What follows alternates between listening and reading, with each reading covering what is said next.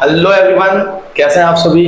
मैं हूं Prince sir और आप सभी का स्वागत करता हूं आपके और हमारे प्यारे से चैनल बूम बूम फिजिक्स पर। तो कैसे हैं दोस्तों, आप सभी बढ़िया हैं।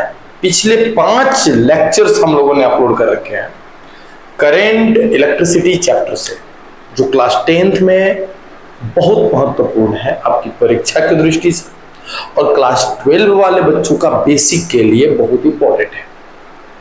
पिछले लेक्चर में हम लोगों ने क्या देखा था? पिछले लेक्चर में मैंने आपको ये दिखाया था कि इलेक्ट्रिकल सर्किट में जो यूज किए जाते हैं इंस्ट्रूमेंट्स, उनका बेसिकली सिंबल क्या होता है, हम उसको पहचानते कैसे हैं, इन सारी चीजों पे हम लोगों ने जानकारी लिया था। तो दोस्तों, अभी जो मैं जो लेक्चर लेके आया हूं आपके लिए वो है लेक्चर नंबर 6, बट यहाँ लेक्चर 5 है क्योंकि हमने पहला लेक्चर को 2 पार्ट में डिवाइड कर रखा है। आज क्या पढ़ने वाले हैं? आज मैं ये पढ़ने वाला हूं कि रेसिस्टेंस जो है किसी भी सर्किट में कैसे जोड़ा जाता है, इन रेसिस्टेंस का हम लोग कॉम्बिनेशन किस किस टाइप से कर सकते हैं, ये आज की क्लास में हम लोग देखेंगे। अगले क्लास में रेसिस्टेंस के कॉम्बिनेशन पर बेस्ड कुछ क्वेश्चंस भी आएंगे, है ना। तो पहले मैं क्या करता हूं कि ये पूरा चैप्टर्स इस टाइप से समझा के आपको खत्म कर देता हूं और एक बार पूरे कंसेप्ट पे न्यूमेरिकल का सेशन चलाऊंगा, जो कंसेप्ट के साथ साथ जो इंपॉर्टेंट न्यूमेरिकल्स होंगे, इवन आपके प्रीवियस ईयर क्वेश्चंस जो पिछले कई सालों से सीबीएसई बोर्ड द्वारा पूछे गए हैं, उन सबको भी मैं कराऊंगा। तो चलिए बिना समय गंवाए हम लोग लेक्चर 5 स्टार्ट करते हैं और इस लेक्चर में क्या है पहले उसको समझने की कोशिश करते हैं। दोस्त, सबके घर में टीवी होगा, सबके घर में टीवी होगा, बट ये वाला टीवी नहीं होगा। ये वाली टीवी पुरानी वाली टीवी है कि नहीं? ऐसा टीवी जो बैटरी पे चला करता था, ओल्ड सीआरटी टेलीविजन, है ना। यहाँ से वॉल्यूम कम करना होता था, नहीं यहाँ से वॉल्यूम होता था, और ये चैनल है मिलाते थे, झिल करता था, या पेड़ पे वो इसका एंटीना हुआ करता था कहीं, और वो उस पर कौवा बैठ जाएगा ना तो झिल करता था, है ना। आंधी आ जाएगा तो एंटीना मुड़ जाता था, तो फिर ये गड़बड़ हो जाता था, फिर एक आदमी को एंटीना उस पर कुछ बैठे नहीं, ऐसे कर रहे थे हम लोग, याद आ रही कुछ? हाँ, वही वाली चीज की बात कर रहा हूँ मैं। तो भाई ये ओल्ड सीआरटी टेलीविजन है और इसमें कुछ चीजें होती हैं, जैसे आप देखिए, a device like television which is a combination of many components. ये जो ये क्या है सर? ये टेलीविजन है। हाँ, टेलीविजन को पीछे से खोल दिया गया है और उसको बैक से तुमको दिखाया जा रहा है। इसमें देखो क्या क्या चीज दिया हुआ है। कुछ चीजें हैं, जैसे यहाँ पर देखो, ये वाला जो पोर्शन दिख रहा है, यही आगे शीशा वाला है, यहीं से पिक्चर दिखता है, और यहाँ पे एक चुंबक लगा हुआ करता था, ये पिक्चर ट्यूब है, यहाँ से पिक्चर आपको दिखाई देता था, ठीक है। ये वाला जो है स्पीकर है, यहाँ से टीवी में जो भी आवाजें शाहरुख खान बोलता था तो यहाँ से सुनाई देता था, ये स्पीकर है। और ये वाला जो है बेसिक पावर सर्किट है। ये बेसिक पावर सर्किट में मतलब कि स्पीकर को कितना करंट देना है, पिक्चर ट्यूब को कितना करंट देना है, बाकी एप्लायंस को कितना करंट देना है, ये बेसिक पावर सर्किट डिसाइड करता है। तो कुल मिला के इसमें बहुत सारी चीजें हैं। और अब सवाल आता है कि एवरी कंपोनेंट्स नीड करंट, सारे कंपोनेंट को करंट की जरूरत होती है, वो भी अलग अलग अमाउंट में। पिक्चर वाले स्लैब को, पिक्चर वाले ट्यूब को अलग अमाउंट चाहिए करंट का, स्पीकर को अलग अमाउंट चाहिए करंट का, और भी बहुत तरह की चीज होते हैं। तो इनको करंट देना होता है अलग अलग, कि भैया इसको इतना करंट है, इसको इतना करंट देना, इसको इतना करंट देना, है ना। ये सारी चीजें हैं। तो सवाल उठता है कि हम लोग ये कैसे कर पाएंगे, आखिर इन सारे कंपोनेंट्स को अलग अलग करंट कैसे दे पाएंगे? तो किसका यूज करेंगे हम लोग? By using current, resistor. अगर आप रेसिस्टेंस का यूज करते हैं तो रेसिस्टेंस के यूज करने से आप अलग अलग कंपोनेंट को अलग अलग करंट इजीली दे पाएंगे, ठीक है। देखो, स्पीकर के लिए अलग रेसिस्टेंस, मान लीजिए कि स्पीकर को ज्यादा करंट की आवश्यकता है तो हम लोग रेसिस्टेंस ऐड करेंगे यहाँ पे, ताकि अधिक करंट यहाँ जा सके। पिक्चर ट्यूब को कम करंट चाहिए तो रेसिस्टेंस ज्यादा डाल देंगे ताकि वहां पर करंट हमको कम जा सके। ओके, बात आता है कि रेसिस्टेंस को हम लोग कैसे कैसे कनेक्ट कर पाएंगे। अच्छे से आप जानते होंगे, resistance can be connected in 2 ways. कौन कौन सा? एक सीरीज और एक पैरेलल। सीरीज में क्या होता है? वन आफ्टर द अदर, पहला के बाद दूसरा, दूसरा खत्म होगा तो तीसरा, तीसरा खत्म होगा तो चौथा, और इस तरह की प्रक्रिया चलती रहती है। जैसे आप देख रहे हैं, this is R1, this is R2, this is R3। यहाँ खत्म हुआ R1 तो यहाँ से R2 शुरू हो गया, यहाँ खत्म हुआ R2 तो यहाँ से R3 शुरू हो गया। मतलब कि वन आफ्टर द अदर, एक के खत्म होने के बाद दूसरा रेसिस्टेंस अगर जुड़ा हुआ है तो हम बोलेंगे कि दिस इज सीरीज कॉम्बिनेशन। और सीरीज कॉम्बिनेशन के बाद पैरेलल कॉम्बिनेशन आता है। बट यहाँ पे थोड़ा सा और चीजें देख लीजिएगा, ये R1, R2, R3 को मैंने कंबाइन कर दिया और मैंने एक इसको सेल से जोड़ दिया। यहाँ पे स्विच है और स्विच ऑन है, तो इससे करंट जाएगा, प्लस वाले टर्मिनल से करंट निकलेगा, R1 से होते हुए जाएगा, फिर R1 से निकल के R2 में जाएगा, फिर R2 से निकल के R3 में जाएगा। एक बात दिमाग में बिठा लेना दोस्त, जो करंट R1 से जाएगा वही करंट R2 से जाएगा, वही करंट R3 से जाएगा, यानी कि same current R1, R2, R3 से जाएगा। जितने भी रेसिस्टेंस सीरीज में जोड़े जाएंगे सारे से करंट का वैल्यू चेंज नहीं होगा, सेम करंट फ्लो करेगा। R1 से अगर 10 एम्पियर तो R2 से भी 10 एम्पियर, R3 से भी 10 एम्पियर, करंट चेंज नहीं होगा। हाँ, ये अलग अलग जगहों पे जोड़े गए हैं। इसका इनिशियल पॉइंट ये, फाइनल ये, इसका इनिशियल ये, फाइनल ये, इसका इनिशियल ये, फाइनल ये अलग अलग जगहों पे जुड़े हुए हैं, जिसके कारण से across each resistance potential difference भी डिफरेंट। इन सब का पोटेंशियल डिफरेंस क्या हो जाएगा, अलग अलग हो जाएगा, बट करंट सेम रहेगा। तो सीरीज कॉम्बिनेशन में दो पॉइंट, एक सारे रेसिस्टेंस से करंट सेम जाएगा, और दूसरा पॉइंट सारे रेसिस्टेंस का पोटेंशियल डिफरेंस अलग अलग होगा। Current in the circuit remain the same रहेगा, वही पॉइंट जो मैंने बोला। और दूसरा पॉइंट यहाँ पे पैरेलल में बिटवीन टू कॉमन पॉइंट, यानी कि हमारा पैरेलल में अगर आप रेसिस्टेंस को जोड़ते हैं तो दो पॉइंट ले लीजिए और इन्हीं के बीच में वो सारे रेसिस्टेंस जोड़े जाएंगे। जैसे यहाँ पे देखिए दोस्तों, R1, R2, R3, ये तीनों A से स्टार्ट है और B पे जाके खत्म है, मतलब तीनों का इनिशियल पॉइंट सेम है और फाइनल पॉइंट भी सेम है। हम इनको फिर से एक सर्किट से जोड़ते हैं। सर्किट से जोड़िएगा, प्लस से करंट निकलेगा और यहाँ से करंट जाएगा। बट ये करंट जैसे ही यहाँ आएगा, इस करंट को तीन तीन रास्ते दिखेंगे, इधर इधर इधर, तो सारे रेसिस्टेंस से अलग अलग करंट जाएगा। चूंकि सारे एक ही जगह से स्टार्ट है और एक ही जगह पर खत्म है, तो इनका पोटेंशियल डिफरेंस सेम रहेगा। इनका जस्ट उल्टा है, इसमें पोटेंशियल डिफरेंस अलग अलग तो इसमें पोटेंशियल डिफरेंस सेम, इसमें करंट सेम तो इसमें करंट अलग अलग। तो ये है हमारा कुछ सीरीज कॉम्बिनेशन और पैरेलल कॉम्बिनेशन की प्रॉपर्टीज, और इसी के आधार पे हम इक्विवेलेंट रेजिस्टेंस भी कैलकुलेट करेंगे। तो दोस्तों थोड़ा सा आगे बढ़ा जाए। Current gets divided but potential difference remains the same, ये यही बात जो मैंने आपको बोल रखा है। पोटेंशियल डिफरेंस का मतलब तो आप लोग समझते ही हैं, वोल्टेज है ना। चलिए ओके, अब derive a formula for effective resistance for three resistances connected in series and prove that RS is equal to R1 plus R2 plus R3। इनके कहने का मतलब है कि अगर आपके पास तीन रेसिस्टेंस हैं और उनको सीरीज में जोड़ा गया है, तो उन तीनों के बदले में अगर वन रेसिस्टेंस आपको निकालने के लिए कहा जाए तो what is the net equivalent resistance, तो इसके लिए आपको फार्मूला निकालना है। तो आइए बड़ा इजी तौर पे मैं इसको निकालने का प्रयास करूंगा। पहले तो मैं कुछ वो करूंगा, जैसे तीन रेसिस्टेंस ले लूंगा और तीनों रेसिस्टेंस का अपना अपना कुछ नाम होगा दोस्त, मैं उनका नाम दे देता हूं R1, R2 and R3। Then connect them with a circuit, जिसका यहाँ पे भी होना चाहिए था बट ई है, मैं आपको बताऊंगा आगे। इस ई का मतलब यहाँ EMF है, बैटरी का EMF होता है। बैटरी के टर्मिनल्स के बीच के वोल्टेज को EMF कहा जाता है जब बैटरी से किसी प्रकार का कोई करंट नहीं लिया जाए। तो दोस्त यहाँ पे मैंने ई लिखा है और इसको देख के आप लोग थोड़ा सा भी संकोच ना करिएगा। यहाँ पे इसको बोलते हैं इलेक्ट्रोमोटिव फोर्स, और इलेक्ट्रोमोटिव फोर्स शॉर्ट में EMF, और EMF भी वोल्टेज का ही एक फॉर्म होता है। तो आपको परेशान होने की बिल्कुल भी जरूरत नहीं है, इसका कंसेप्ट भी आपको क्लियर किया जाएगा। तो अभी हमने क्या किया, एक सर्किट से कनेक्ट कर दिया। सर्किट में कुछ चीजें और होनी चाहिए, जैसे हमारा यहाँ सेल के पास प्लस और माइनस, और प्लस जब करंट निकलेगा, जब करंट निकलेगा गुरुदेव तो यहाँ से जाएगा। अब एम्पियर यहाँ पर एमीटर लगा हुआ है, यहाँ प्लस यहाँ माइनस होना चाहिए, ऑफ कोर्स होना चाहिए। आई करंट पास कर रहा है, ये प्लस और ये हमारा minus.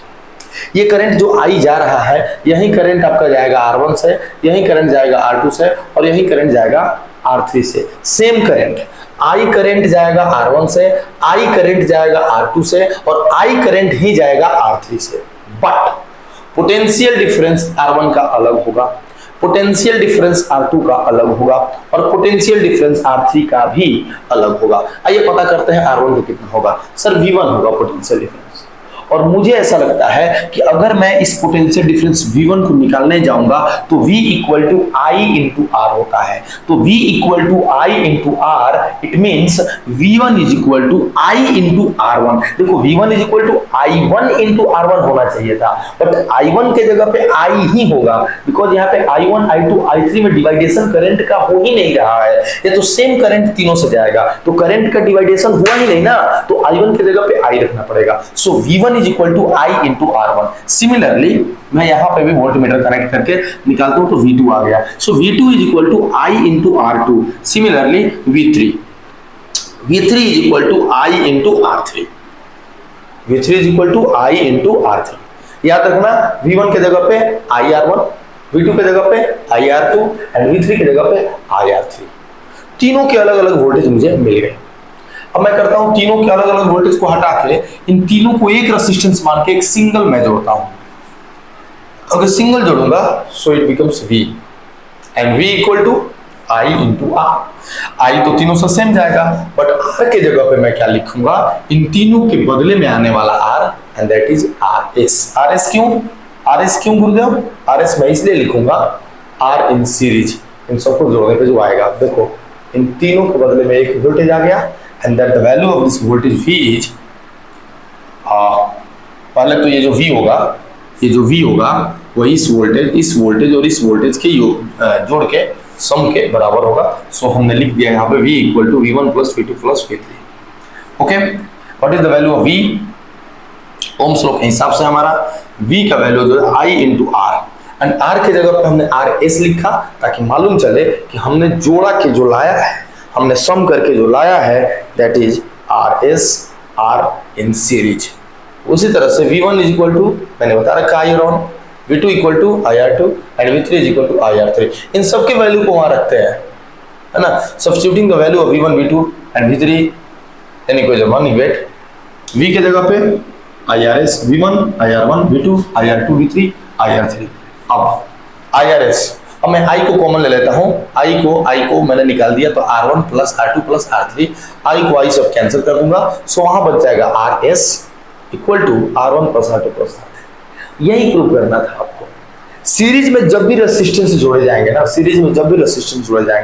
Then equivalent resistance will be R1 plus R2 plus R3 plus R4 plus R5। इस टाइप की चलती है।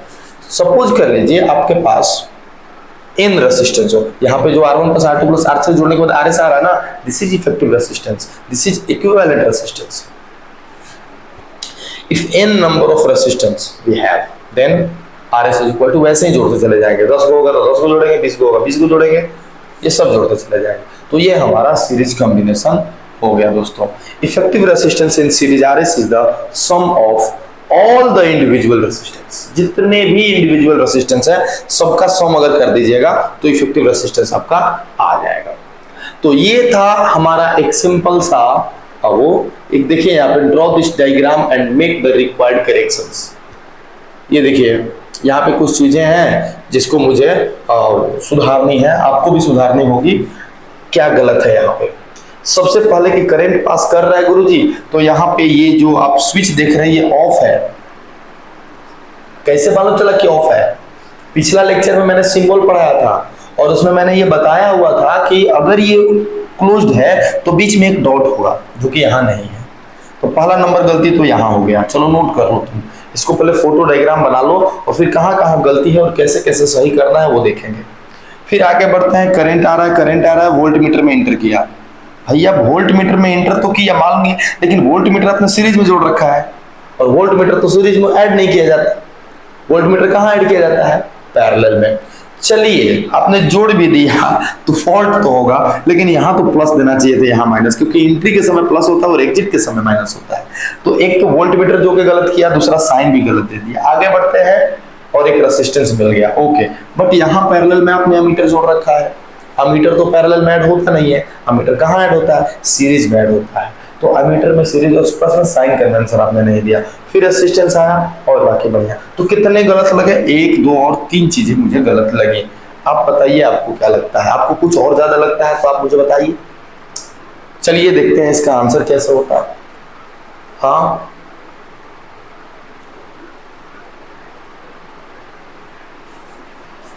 देख लो, यहाँ सबसे पहले तो यहाँ पे डॉट आ गया, मतलब कि पहला गलती था।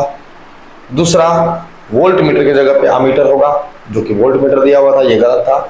इसमें एक और गलत, अमीटर होने के बाद भी ये प्लस होना चाहिए, जो कि माइनस था, और ऊपर वाला जो प्लस है वो माइनस होना चाहिए। Very good. यहाँ पे जो अमीटर है वो वोल्ट मीटर होना चाहिए, और यहाँ पे साइन भी आपको देना पड़ेगा, एक प्लस तो दूसरा हमारा माइनस। तो ये जो है आपका कुछ गलतियां थी जो आपने देख ली है, आपको मिलाने का समय शायद नहीं मिला, आप देख लीजिए एक बार। क्या यही करेक्शन करना था हमें? जी दोस्तों, यही करेक्शन करना था। सब लोगों ने कर लिया, वेरी गुड, वेरी गुड दोस्तों। अब आगे बढ़ते हैं। आगे फिर हमारा है right the derivation of resistance in series. जो हमने डेरिवेशन किया है उसका एक छोटा सा टेस्ट है और आपको करना है। तो देखिए यहाँ पे टाइमिंग दे रखा है, टाइमिंग स्टार्ट्स नाउ, आपके पास 3 मिनट का समय है। 3 मिनट में आपको डेरिवेशन करना है, 3 मिनट के अंदर डेरिवेशन करना है। पॉज कर लो और टाइम शुरू कर दिया मैंने। अब टाइम शुरू हो गया, तुरंत करना शुरू करिए सारे लोग, अपने अपने घड़ी में 3 मिनट देखिए, और जो मैंने सीरीज में डेरिवेशन किया था उस डेरिवेशन को कीजिए। 3 मिनट तक रुकिएगा सर, आप 3 मिनट तक पॉज करके कीजिए। Right the derivation of resistance in series, मतलब कि R S equal to R1 plus R2 plus R3, ये जो आया था उसका डेरिवेशन मैंने अभी अभी कराया था, उसी का डेरिवेशन दोबारा आपको बिना देखे हुए करने हैं। मैं तो बस एक क्लिक करूंगा और आ जाएगा, मेरे तो टाइम खत्म 3 मिनट में, है ना।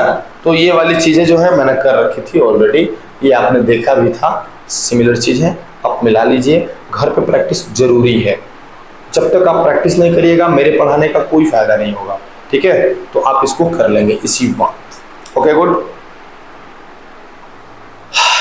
नेक्स्ट, ये तो सीरीज कॉम्बिनेशन की बातें थी। अब पैरेलल की बात में आते हैं।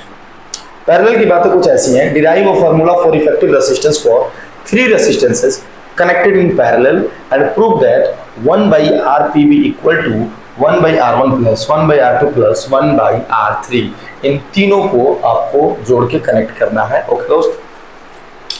हमने किया ये 3 रेजिस्टेंसेस ले लिए, तीनों में मैंने एमीटर लगा दिया है, क्यों? ताकि तीनों का करंट मेजर करके मैं बता सकूं कि क्या तीनों से सेम करंट पास कर रहा है या अलग अलग पास कर रहा है। अभी इस क्या करते हैं, R1 है, R2 है, R3 है, एक सर्किट से कनेक्ट करिए इनको। सर्किट में प्लग ऑन है, करंट जाएगा। जैसे ही करंट जाना शुरू करेगा दोस्त, हम इसके ऊपर एक वोल्ट मीटर भी लगा देते हैं ताकि मालूम चले कि क्या इनका वोल्टेज सेम है या अलग अलग। करंट जाने लगा, आपने ये भी देख लिया कि ये करंट आया तो इसको अलग अलग रास्ते दिखे, जिसके कारण से ये तीनों अलग अलग रास्ते पे चले गए। तो डिफरेंस ये एमीटर बताएगा कि इन सारे रेजिस्टेंस से अलग अलग करंट जाएगा, जो कि मैंने पहले भी आपको बता रखा है। अब जब अलग अलग करंट जाएगा दोस्त, तो ये जो I1, ये I2 और ये जो I3 है, इन तीनों को अगर जोड़ोगे तो तुमको I मिल जाएगा। सो I भी इक्वल टू, अच्छा वोल्ट मीटर यहाँ लगाया है, उसका फोटो है वो, वोल्ट मीटर अलग अलग होगा, इनफिनिट रेजिस्टेंस होता है, ये तो बता ही चुका हूँ मैं आपको। हाँ, क्या बताया मैंने कि जो ये I है, जो यहाँ से I आया 3 रास्ते में, I1, I2, I3, तो I1 plus I2 plus I3 तीनों को जोड़ोगे तो ये I मिल जाएगा। So this is the equation I equal to I1 plus I2 plus I3। अब मेरा काम ये है कि मैं I1, I2, I3 का वैल्यू निकालूं। भाई इसका भी वोल्टेज V है, इसका भी वोल्टेज V है, इसका भी वोल्टेज V है। एक बात बताओ दोस्त हमको जरा, अगर इसका भी वोल्टेज V है, देखो थोड़ा सा ध्यान दीजिएगा आप लोग, मैं थोड़ा सा कुछ चीजें क्लियर करना चाहूंगा कि इसका वोल्टेज अगर V है, R1 का वोल्टेज अगर V है, सो R होता है फॉर्मूला हमारा, है ना। तो अब देखो इसका वोल्टेज V है, बट करंट इससे I1 जा रहा है और रेजिस्टेंस का वैल्यू भी R1 है। तो अगर मुझे I1 निकालने की कोशिश करनी है तो क्या मैं V अपॉन R1 नहीं लिख सकता हूं दोस्त? सो R1 से कितना करंट जाएगा ये मुझे मालूम चल जाएगा यहां से, I1 equal to V by R1।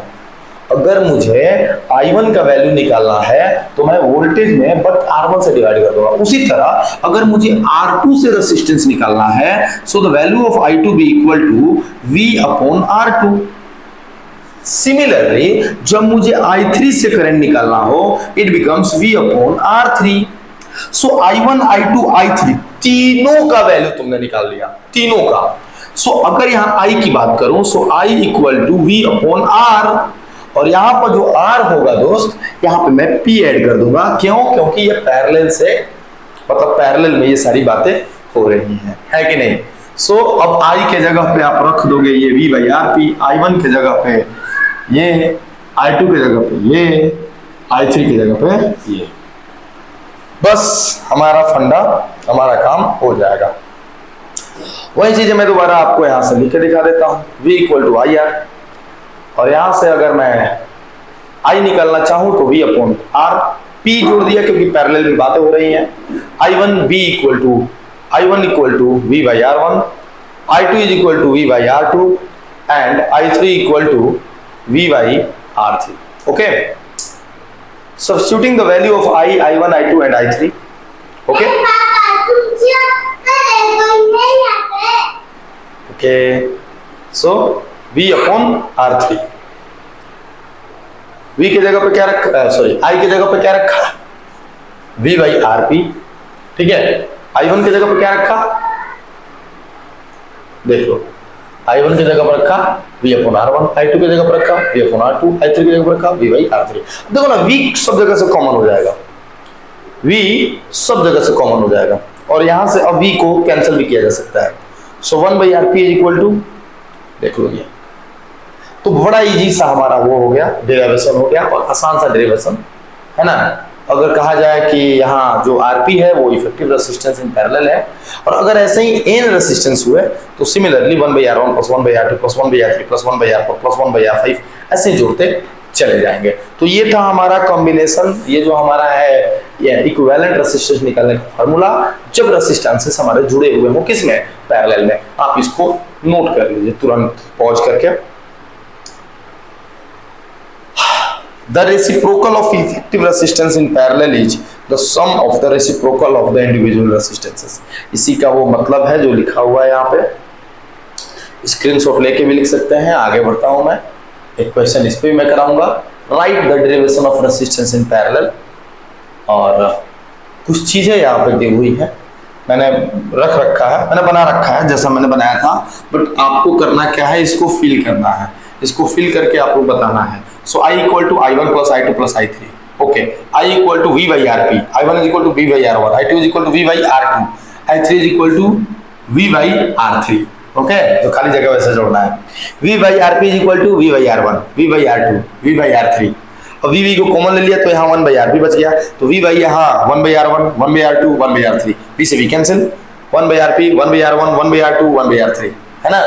फिर सब कुछ वही है, तो बड़ा इजी से हो जाएगा ये। इसको भी आप करना, इसको स्क्रीनशॉट लेके अपने कॉपी पे हूबहू ऐसे नोट करो, और उसके बाद जो खाली जगह दिया हुआ है उसको फिल करने की कोशिश करो, जिससे तुम्हारी प्रैक्टिस हो जाएगी और तुमको ये याद हो जाएगा। क्योंकि 10th क्लास में हो सकता है कि इसका डेरिवेशन आपसे पूछा जाए। ओके, ये भी, इसमें भी टाइमर दिया हुआ है, टाइम शुरू हो गया, आपको भरना है, भर लेना है ना। देखो इसमें भरना मैं शुरू करता हूँ, I1 वहां पर I2, उसी तरह से यहाँ V बाई RP, R2 यहाँ होगा, और यहाँ V बाई R3 हो जाएगा। फिर यहाँ पे आ जाएंगे तो V by R1, V by R2 and V by R3 हो जाएगा। फिर V भी कैंसिल हुआ है तो ब्रैकेट में 1 by R1, 1 by R2, 1 by R3, फिर यहाँ पे 1 बाई R2, यहाँ 1 बाई R3, और हमारा काम हो गया, और तो कुछ भरना है नहीं। चलिए दोस्त, ये हमारा जो है कहानी था अभी दोनों इक्विवेलेंट रेजिस्टेंस को ऐड करने का। कुछ और मस्त चीजें, कुछ और मस्त नॉलेज जो आपको होनी चाहिए था, यहाँ पे है how the appliances connected at home. घर में इन चीजों को आप कैसे जोड़ो, ये फ्रिज है, ये टीवी है, ये आयरन है, ये वॉशिंग मशीन और ये फैन, इन घर में इनको कैसे जोड़ा जाता है। दिमाग थोड़ा सा बत्ती जलाओ और सोचो कि आप इन सभी चीजों को घर में कैसे जोड़ते हैं। चलिए देखते हैं कैसे जोड़ते हैं? एक काम करते हैं दोस्त, मैं इन सबको सीरीज में जोड़ के पहले चेक करता हूं कि सीरीज में जोड़ने के बाद मुझे क्या आउटपुट मिलते हैं। चलो देखो मैंने क्या किया, ये देखो मेन सप्लाई है, ये ड्रैकुला मेन सप्लाई देगा। इसका मतलब खतरा, डेंजर होता है, हाथ मत लगा देना, नहीं तो हाथ लगाओगे जल जाओगे, बाहर निकालोगे मर जाओगे, कुकर में डाल दो बन जाओगे, ऐसा नहीं। ये देखो सबको मैंने क्या किया, ये मेन सप्लाई है और मेन सप्लाई के साथ ये फ्रिज ऐड किया हुआ है, मेन सप्लाई के साथ ये टीवी ऐड किया हुआ है और मेन सप्लाई के साथ मैंने ये एक आयरन भी लगा रखा है। चलो एक काम करता हूं दोस्त, मैं अभी फिलहाल करंट दे देता हूं तो सब में करंट चला गया, सारे चलने लगे। लेकिन अभी क्या मैं सोच रहा हूं, मैं सोच रहा हूं कि मेरा काम हो गया, मैं फ्रिज को बंद कर देता हूं, फ्रिज को बंद कर देता हूं।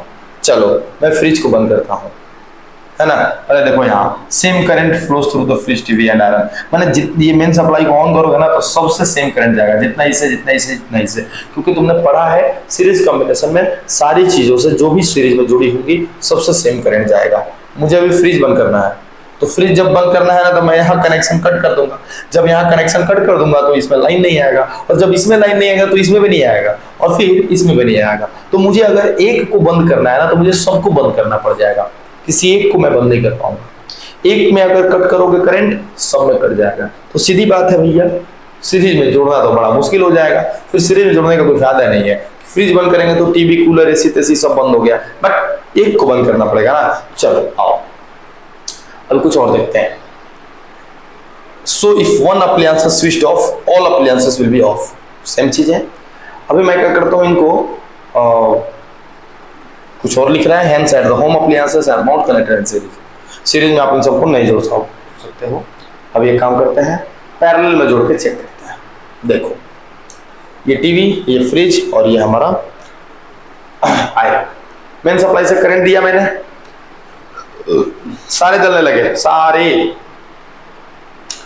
अभी मैं किसी एक को बंद करना चाहता हूं तो क्या होगा, बट यहां पे देखो आपने पढ़ा है पैरेलल कॉम्बिनेशन में होता यह है कि जब आप करंट देते हो तो पैरेलल में जितने सारे जोड़े होंगे सबसे अलग अलग करंट जाएगा। तो टीवी अलग करंट लेगा, फ्रिज अलग लेगा और ये अलग लेगा, सारे से अलग अलग करंट लेगा, सब अलग अलग करंट लेंगे।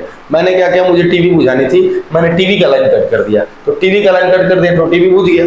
तो ये वाला तो चलता रहेगा ना, क्योंकि ये वाला करंट तो यहां से मिलेगा और इसका करंट यहां से मिलेगा, है ना। तो ऐसे में जब आप पैरेलल में कोई अप्लायंस यूज करते हो तो 10 अप्लायंस में से अगर कोई एक को तुम ऑफ करना चाहते हो तो एक को ऑफ कर सकते हो, बाकी 9 चलेंगे। 7 को ऑफ करना चाहता है ऑफ कर सकते हो, 3 चलेंगे। तो भाई ये बड़ा इजी टाइप का हमारा वो हो गया, इसमें हम बड़ा बढ़िया से काम कर सकते हैं। एक अप्लायंस को अगर बंद करना चाहते हैं तो अनदर अप्लायंस को बंद करने की जरूरत नहीं पड़ेगी। और यही कारण है कि हर में जो हमारा घर होता है उसमें जो भी सामान ऐड करते हैं हम लोग सारे के सारे पैरेलल कॉम्बिनेशन में ही कनेक्ट करते हैं। तो ये बेहतर कंडीशन है और बेहतर तरीके से आपको समझ में आ गया होगा जहां तक मुझे पता है। ओके दोस्त, now let's try some questions. Before the question, I want to discuss this thing. ये फोटो किसका है? How is meter at our home connected? ये पढ़ा चुका हूं मैं यार। ये मीटर का मतलब आमीटर से है और मीटर को हमेशा सीरीज में जोड़ते हैं, है ना। मीटर कहाँ जोड़ते हैं? सीरीज में जोड़ते हैं। कहाँ जोड़ते हैं? क्वेश्चन ही है, सीरीज पैरेलल मिक्स्ड किसमें जोड़ोगे इसको? सर मीटर को आप सीरीज में जोड़ते थे। यस सीरीज, करेक्ट आंसर, ताली ताली, सीरीज है। Okay next question. Next question दोस्त, the current that flows in our house has to flow from meter, ये तो पता था। Okay, how are appliances connected in drawing room? ये आपका ड्राइंग रूम है, ये सोफा वोफा लगा हुआ है, अरे ये तो सिनेमा वाला, ऐसा ड्राइंग रूम होना ही चाहिए भाई, हैं। आग वाग जल रहा है तो ऐसा आग तभी जलता है जब मतलब कोई ऐसी मूवी होती है जिसमें भूत वूत होता है सब, और अचानक से हीरो हीरोइन जो है ना पहुंच गया वो वीराने घर में जहाँ पहले से प्रेतात्मा रहती थी, अपने से आग जलने लगा। नहीं, चलो सवाल है, how are appliances connected in drawing room? ये आपका लिविंग है, मतलब घर ही है ना। तो घर में जो आप अप्लायंस जोड़ते हो वो किस में जोड़ते हो? सीरीज में, पैरेलल में, मिक्स्ड में? अभी अभी बताया मैंने, सीरीज में जोड़ोगे तो एक को बुझाओगे सारे बुझेंगे, पैरेलल में जोड़ोगे किसी एक को बुझाओगे एक ही बुझेगा, बाकी से मतलब नहीं है। सो हमारा आंसर जो होगा क्या होगा? पैरेलल होगा। Very good sir, very good. And the next, if one switch is on, only one appliance will work. Good. Next, it is the question. What are the advantages of connecting electrical devices in parallel with the battery instead of connecting them in series? बहुत सारे फायदे हैं, बहुत सारे। पहला तो फायदा ये है कि इलेक्ट्रिकल डिवाइसेस को अगर मैं पैरेलल में ऐड करता हूं तो किसी एक को बुझाना चाहूंगा तो एक ही बुझेगा, है ना। सीरीज में ऐसा नहीं होता। तो इसका आंसर बड़ा आसानी से हम लिख सकते हैं। पहला, when a number of electrical devices are connected in parallel each device gets the same potential good as the supplied voltage. Due to this other devices are not affected if one device fails. 10 को series में जोड़े हैं और एक वो खराब भी हो गया तो 9 पे उसका कोई असर नहीं होगा। In series connection one device fails the current breaks. और सीरीज में अगर आप जोड़ते हैं तो एक वो खराब हुआ, करंट बंद हो जाएगा जाना और सारे काम करना बंद कर देंगे। तो ये तो हमारा पहला एडवांटेज है। दूसरा भी है, the parallel circuit divides the current through the electrical devices, thus each device gets proper current. Suppose कर लो आपके पास एक टीवी है और आपके पास एक एसी है, तो क्या आपको लगता है कि जितना टीवी को करंट चाहिए उतना ही एसी को चाहिए? नहीं, एसी को बहुत ज्यादा करंट चाहिए और टीवी को कम चाहिए। बट अगर आप उनको सीरीज में जोड़ दोगे तो सबसे सेम करंट जाएगा, है ना। 100 एम्पियर अगर एसी को चाहिए तो 100 एम्पियर टीवी को भी चाहिए। मिलेगा ना? मिलेगा, एकदम मिलेगा। लेकिन टीवी को उतना चाहिए नहीं, टीवी को 10 एम्पियर चाहिए। अब यार 100 एम्पियर दे दो, चलेगा, है ना। तो ये भी हमारा एक वो हो जाएगा। आप पैरेलल में जोड़ने से ऐसा नहीं होता है। पैरेलल में जो हमको कम करंट चाहिए हम और रेजिस्टेंस से ज्यादा लगा देंगे, करंट हमको कम मिलेगा। हमको ज्यादा करंट चाहिए, रेजिस्टेंस कम लगा देंगे, करंट हमको ज्यादा मिलेगा। तो ये सारी चीजें आप पैरेलल में जोड़ के फायदा उठा सकते हो। तीसरा one, the total circuit resistance can be reduced by adding them. अच्छा, जैसे अगर मान लो आर आर आर 3 को है, तीनों को सीरीज में जोड़ दोगे तो रेजिस्टेंस कितने हो जाएंगे? 3R। बट अगर आप उनको पैरेलल में जोड़ोगे 1/R 1/R 1/R 3/R R/3 पलटोगे तो वहां पे रेजिस्टेंस रिड्यूस हो जाते हैं। तो एक बात दिमाग में उठा लेना, पैरेलल में अगर रेजिस्टेंस को ऐड करते हो तो रेजिस्टेंस, नेट रेजिस्टेंस जो होता है घट जाता है, और सीरीज में अगर जोड़ते हो तो नेट रेजिस्टेंस जो होता है बढ़ जाता है। तो बहुत सारे फायदे हैं इनको जोड़ने के, ये भी आप स्क्रीनशॉट लेके नोट कर सकते हो। बढ़िया सवाल है और आप इसको एकदम याद करिएगा। ओके, ये सेशन भी हमारा समाप्त हुआ। तो ये लेक्चर भी बहुत अच्छा था और ये लेक्चर में भी बहुत कुछ सीखने को मिला आपको। अगला सेशन जो होगा प्योर न्यूमेरिकल वाला शायद है ना। जितना भी मैंने आज कंसेप्ट सिखाया, इसके पहले जो कंसेप्ट सिखाया है, सबको मिला के मैं अगले सेशन में, जो कि कल मैं लूंगा, बढ़िया वाला सेशन होगा और न्यूमेरिकल्स कराऊंगा मैं।